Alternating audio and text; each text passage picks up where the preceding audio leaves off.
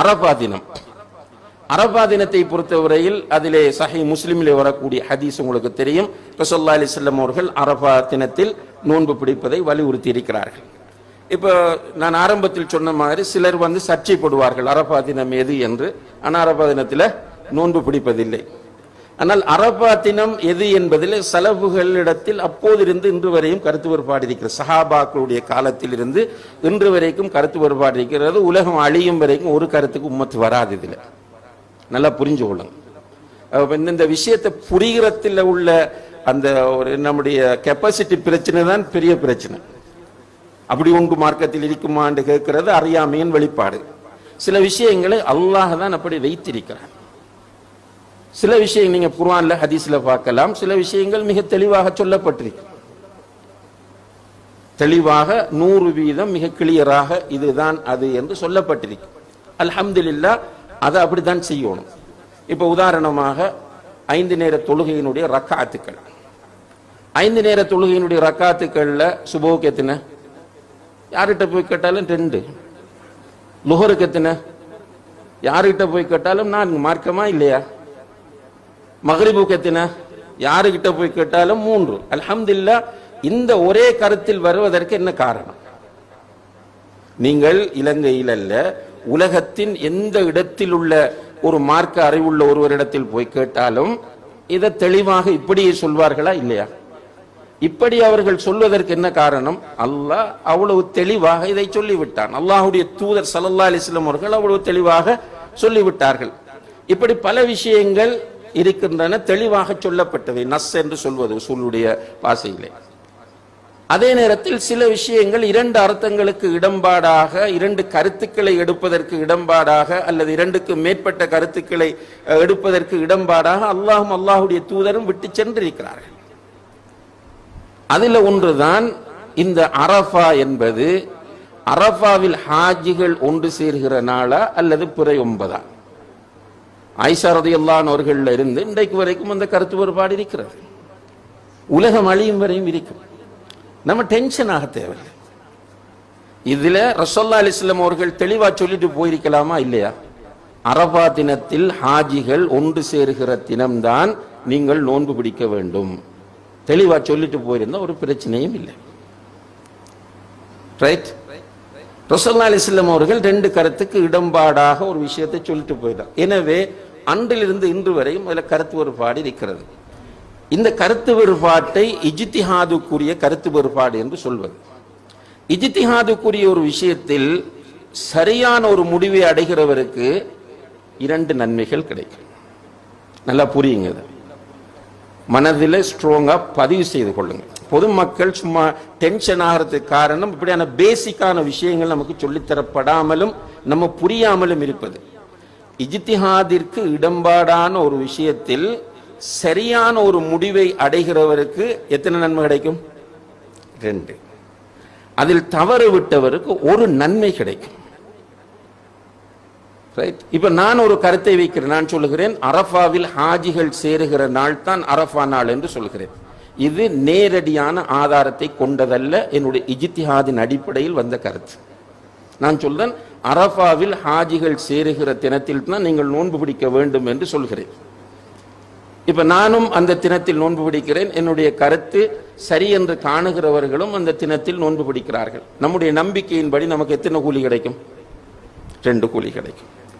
இன்னும் ஒருவர் சொல்லுகிறார் இல்லை இல்லை, அது அந்தந்த பிரதேசத்தில் பிறை தீர்மானிக்கப்பட்டு பிறை 9 தான் அந்த நோன்பு பிடிக்க வேண்டும் என்று சொல்கிறார்.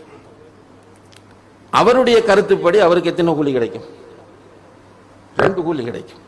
அவர் வழிகேடு என்று தெரிந்து கொண்டு, நல்லா புரிஞ்சு கொள்ளுங்க, இந்த பிரச்சாரம் செய்கிற சிலரும் என்ன நினைக்கிறார்கள் என்றால், நான் மட்டும்தான் சுவர்க்கத்தை நம்பியவன், என்னுடைய நிலைப்பாடு மட்டும்தான் சுவர்க்கம், மற்றவனை நான் நரகம் என்று தெரிஞ்சுக்கும் நரகத்துக்கு பின்னால போறான்னு. இது பிழையான ஒரு சிந்தனை. எல்லோருக்கும் நரகத்தின் மீது பயம் இருக்கிறது, சுவர்க்கத்தின் மீது ஆசை இருக்கிறது. எல்லாரும் அமல் செய்ய வருவது சுவர்க்கத்துக்கு போவதற்காகவே தவிர நரகத்துக்கு போறதுக்கு இல்லை. அப்ப இதனுடைய அர்த்தம் பிதஅத்துகளை செய்யுங்கள் என்று சொல்வதும் அல்ல. அதாவது எந்த ஆதாரமும் இல்லாமல் மார்க்கத்தில் புதிதாக ஒன்றை கொண்டு வருவது பிதஅத்தாகும். அதுல நோக்கம் நல்லதாக இருந்தாலும் வழிகேடு தான். ஆனால் இஜ்திஹாதுக்குரிய விஷயங்களில் பேசுகிற போது மிக நிதானம் நமக்கு தேவை. அவருடைய பார்வையில் அவருக்கு 2 கூலி, என்னுடைய பார்வையில் எனக்கு 2 கூலி. ஆனால் நான் எப்படி பார்க்க வேண்டும்? அவருக்கு ஒரு கூலி கிடைக்கும் என்று பார்க்க வேண்டும். அவரும் இவருக்கு ஒரு கூலி கிடைக்கும் என்று பார்க்க வேண்டும். பிரச்சனையே இல்லை. அடுத்தது 2 பேருக்கும் கூலி கிடைக்கிற ஒரு தலைப்பில் பெரிய விவாதங்கள் நடத்துவதற்கும், இந்த சமுதாயம் வட்டியிலும் சூதாட்டத்திலும் விபச்சாரத்திலும் இன்னும் பிற அனாச்சாரங்களிலும் பெரும்பாவங்களிலும் நரகத்திற்கு இட்டுச் செல்லக்கூடிய காரியங்களிலும் ஈடுபடுவது போல இந்த தலைப்பை எடுத்து இதிலே விவாதம் நடத்துவதும் இதிலே பேசுவதும் என்பது உண்மையிலேயே ஒரு வகையான அறியாமையின் வெளிப்பாடுதான். இதை நம்ம புரிந்து கொள்ள கடமைப்பட்டிருக்கிறோம். இதில் 2 கூலி இருக்குன்னு சொன்னால், பெரும்பாலும் உலமாக்கள் இஜ்திஹாதுடைய விஷயத்தில் தங்களுடைய கருத்தை மற்றவர்களுக்கு திணிப்பதை தடுக்கிறார்கள். சொல்லக்கொள்ள அவர்கள் எல்லாரும் உலகத்தில் இன்றைக்கு உலமாக்கள் என்கிற லெவல்ல இருக்கிற யாரை நீங்கள் எடுத்து பார்த்தாலும் 2வது கருத்தை சொல்லித்தான் சொல்லுவார்கள். இந்த மசாலாவில் இப்படி 2 கருத்து இருக்கிறது, என்னுடைய ஆய்வின்படி இந்த கருத்து சரியானது, இப்படித்தான் சொல்லுவார்கள். ஒரு கருத்தை மறைத்துவிட்டு தன்னுடைய கருத்து மட்டுமே உண்மையான கருத்து என்று ஆலிம்கள் பேசுவதை வல்லாஹி நாங்கள் காணவில்லை சகோதரர்களே. இது ஒரு வகையான அறியாமையில் உள்ளவர்களுடைய நிலைப்பாடுதான். இஜ்திஹாதுக்கு இடம்பாடான விஷயங்களை பொதுமக்கள் மத்தியிலே வந்து பேசுகிற போது இது சத்தியம், இது ஹக், மற்ற கருத்தெல்லாம் பாத்தில் வழிகேடு என்பது போன்று பேசுவது என்பது உண்மையில் உலமாக்களுடைய மன்ஹஜ் அல்ல.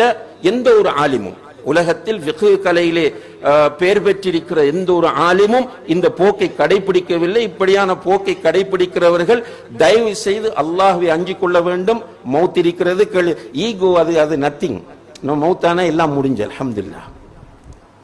நான் சொன்ன கருத்தை வாபஸ் வாங்கினால் என்னுடைய மானம் போய்விடும், மக்கள் என்னை குறை, அது நம்ம பார்க்க வேண்டிய அவசியம். சத்தியம் என்று வந்துவிட்டால், மார்க்கம் என்று வந்துவிட்டால், அல்லாஹுக்காக என்று வந்துவிட்டால் எவருக்கும் எந்த ஒரு ஈகோவும் வரக்கூடாது. எனவே இந்த மஸ்அலாவை பொறுத்தவரையில் அரஃபா நோன்பு ஒரு சிறந்த நோன்பு. இந்த 9 துல்ஹஜ்ஜினுடைய ஆரம்ப 10களில் நம்ம செய்யக்கூடிய அமல்களில் அரஃபா நோன்பு என்பது முக்கியமானது. அரஃபா நோன்பை பொறுத்தவரையில் ஹாஜிகள் அரஃபாவில் ஒன்று சேருகிற தினமா அப்படி உங்களுக்கு சரின்னு பட்டா அதுல நோன்பு பிடிங்க, பிரச்சனை இல்லை. அல்லது பிற 9 என்று உங்களுக்கு பட்டால் நீங்க நோன்பு பிடிங்க. சில நேரம் நீங்க என்னைட்ட கேட்கலாம், நீங்க எந்த கருத்து? வல்லாஹு ஆலம், நமக்கு என்று சொந்த இஜ்திஹாத் இதிலே கிடையாது. இஜ்திஹாத் செய்த உலமாக்களுடைய கருத்துக்கள் ஒரு தாலிபுல் இல்ம் என்கிற நிலையில், ஒரு மார்க்க கல்வியை பெறுகிற மாணவன் என்கிற நிலையில் உலமாக்களுடைய இஜ்திஹாதில் நமக்கு எது படுகிறது என்று கேட்டால், நம்முடைய பிறையின் அடிப்படையில் நம்ம நோன்பு பிடிப்பதுதான் சிறந்தது என்று நமக்கு படுகிறது. வல்லாஹு ஆலம். அதுக்காக மற்ற கருத்து வழிகேடு அல்ல. ஏனென்று கேட்டால் பிறை என்பது பொதுவாக உள்ளது. இப்ப நோன்புக்கு ஒரு சட்டம், ஹஜ்ஜுக்கு ஒரு சட்டம் என்று மாற முடியாது. 2வது என்னென்றால், ஒரு இடம்பாடு இருக்கிறது. சவுதி அரேபியாவை விட முதலில் வேறு இடங்களில் புரை தென்படுவதற்கு தென்பட்டும் இருக்கிறது. ஒரு தடவை எகிப்திலே அப்படி புரை தென்பட்டிருக்கிறது. துல்ஹஜ் புரை சவுதியை விட முந்தி தென்பட்டு விட்டது. ஹாஜிகள் அரஃபாவில் நிற்கிற தினத்தில் எகிப்தில் உள்ள மக்களுக்கு பெருநாள் என்றால் அவர்கள் கண்ட புரையை இஸ்லாமிய மரபின் அடிப்படையில் நீதிமன்றம் உறுதிப்படுத்தி அரசாங்கம் அறிவித்தது. இதுதான் துல்ஹஜ் புரை 1 என்று. அப்ப அவர்கள் பெருநாள் 10 புரை 10 பெருநாள் கொண்டாடுகிறார்கள். பெருநாள் கொண்டாடுகிற அதே நாள் தான் சவுதி அரேபியாவிலே அரஃபாவில் ஹாஜிகள் நிற்கிறார்கள். அப்ப நம்ம அரஃபாவில் ஹாஜிகள் நிற்கிற தினத்தில் பெருநாள் கொண்டாட வேண்டும் என்று சொன்னால், அரஃபா நோன்பு நோக்க வேண்டும் என்று சொன்னால், நமக்கு சில நேரங்கள்ல அரஃபா நோன்பு இல்லாம போயிடும். ரைட். அதனால் வல்லாஹு அலம், உலமாக்கள் வழங்கியிருக்கிற அந்த ஃபத்வாவின் அடிப்படையில் நமக்கு சரி என்று படுவது எது என்று கேட்டால், நம்முடைய நாட்டில் நாம் காணக்கூடிய பிறையை அடிப்படையாக வைத்து பிறை 9 நம்ம அரஃபா நோன்பை நோட்பது என்பது.